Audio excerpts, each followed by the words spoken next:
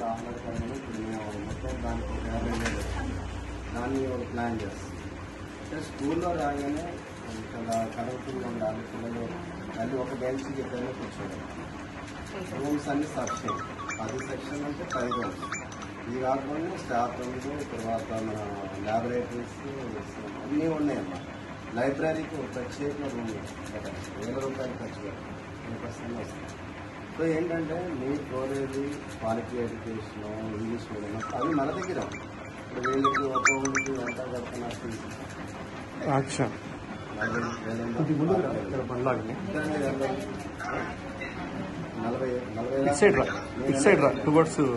మనము మన రామలకుంటే మీరు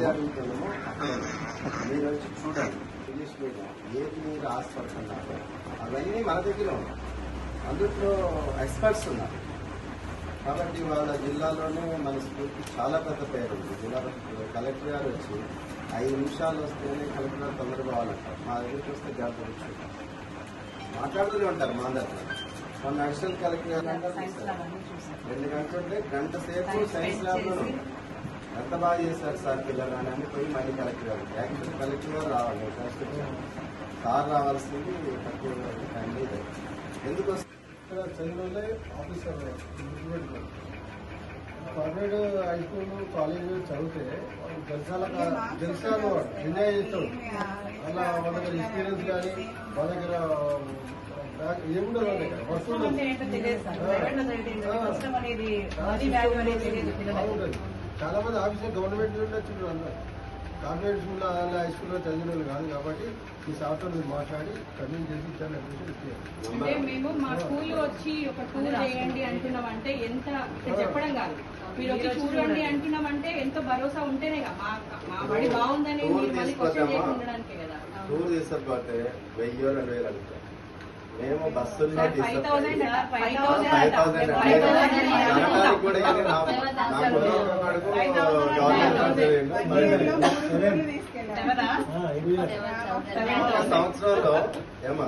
సంవత్సరంలో ఎన్ని టూర్లు చేసామంటే పెట్టుకొని తీసుకుని అక్కడ గవర్నమెంట్ అన్ని చూపించి మళ్ళీ రాత్రికి ఇంటికి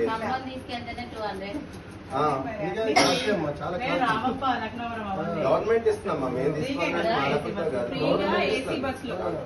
కళ్ళు ఉంచుకొని జాయిన్ చేయండి. బయట ఉంటుంది అని చెప్పి ఒకటే మీరిద్దరు రండి. పిల్లల్ని పెట్టుకుని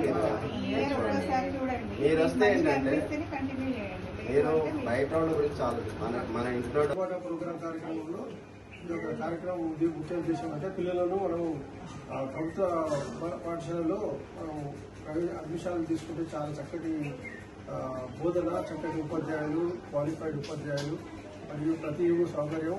ప్రైవేటు స్కూళ్ళ కంటే ఈ యొక్క ప్రభుత్వం చాలా కొత్త కొత్త పథకాలు ప్రవేశపెట్టి అన్నీ కూడా కొత్త విధానాలు, కంప్యూటర్స్ మరియు ల్యాబ్ ప్రతిదీ కూడా అన్ని కూడా ఫెసిలిటీస్ అన్ని కల్పించి ఈ యొక్క ప్రభుత్వ పాఠశాలలో డెవలప్ చేస్తుంది. కాబట్టి ఈ యొక్క ప్రజలందరూ పిల్లలను ప్రభుత్వ పాఠశాలలో చేర్పించాలి. ఆ యొక్క ప్రభుత్వం ఇచ్చే డైట్ ఛార్జెస్ పెంచింది. డైట్ ఛార్జెస్ కూడా మంచి క్వాలిటీ ఇంట్లో ఇచ్చే భోజనం మా ఈ పిల్లలకు ఇస్తున్నారు. కాబట్టి ఈ యొక్క ఇంతమైన చక్కటి అవకాశం, చక్కటి వాల్యుబుల్ యొక్క చాలా విలువైనవి అన్నీ చేస్తుంది. కాబట్టి ప్రతి ఒక్కరూ ఈ ప్రభుత్వ పాఠశాలలో పిల్లలను చేర్పించవలసిందిగా నేను కోరుచున్నాను. Thank you.